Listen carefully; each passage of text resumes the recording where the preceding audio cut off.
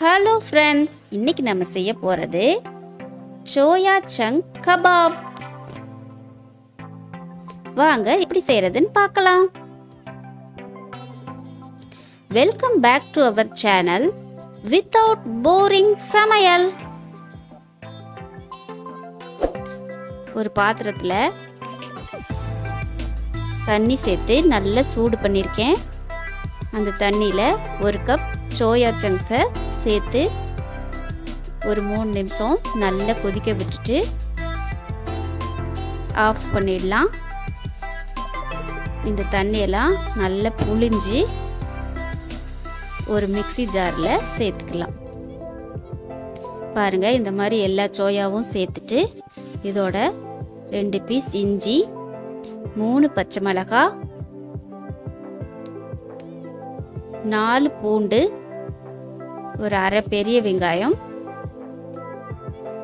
கொஞ்சம் கொத்தமல்லி தழை சேர்த்து நல்லா அரைச்சி எடுத்துட்டு வந்துக்கலாம். தேவையான அளவு உப்பும் சேர்த்துக்கலாம். பாருங்க, இது நல்லா அரைச்சிட்டு வந்தாச்சு. இப்போ இதை ஒரு பாத்திரத்தில் சேர்த்துக்கலாம். இதோட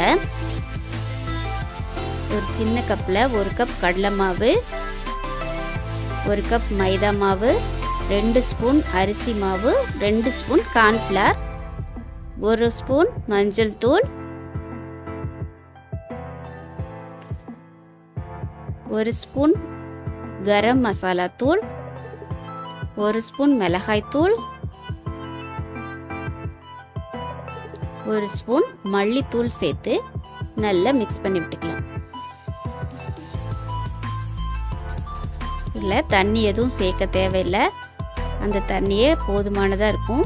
இந்த மாதிரி உருண்டைங்களாக உருட்டி உங்களுக்கு எந்த ஷேப் தேவையோ அந்த ஷேப்புக்கு நீங்கள் செஞ்சு வச்சுக்கலாம். நான் இந்த மாதிரி ரெக்டாங்கிள் ஷேப்பில் செஞ்சு வச்சுருக்கேன். இந்த மாதிரி எல்லாத்தையும் செஞ்சு எடுத்து வச்சுக்கலாம். இப்போது அடுப்பில் ஒரு பேன் வச்சு ஷாலோ ஃப்ரை பண்ணுறதுக்கு தேவையான ஆயில் சேர்த்துக்கலாம். ஆயில் நல்லா சூடாகட்டும். சூடான பின்னால் நம்ம செஞ்சு வச்சிருக்கிற கபாப் எல்லாம் சேர்த்து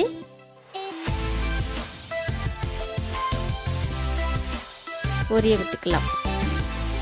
இது நீங்கள் சோயாவில் செஞ்சதுன்னு சொன்னால் யாருமே நம்ப மாட்டாங்க. சிக்கனில் மட்டனில் செஞ்சுருக்கீங்க அப்படின்னு நினைப்பாங்க.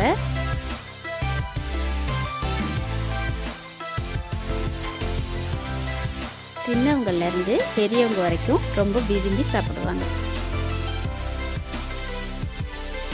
ஒரு பக்கம் வெந்த பின்னால் அடுத்த பக்கம் திருப்பி விடுங்க.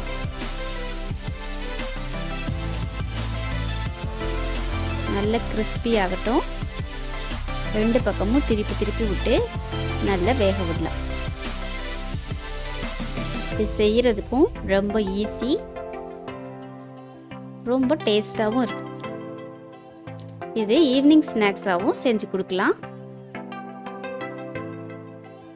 பாருங்க, இந்த மாதிரி கிறிஸ்பியாக வெந்த பின்னால் எல்லாத்தையும் எடுத்துக்கலாம். எடுத்துட்டு செஞ்சு வச்சிருக்கிற எல்லா கபாபையும் பொரிச்சு எடுத்து வச்சுக்கலாம்.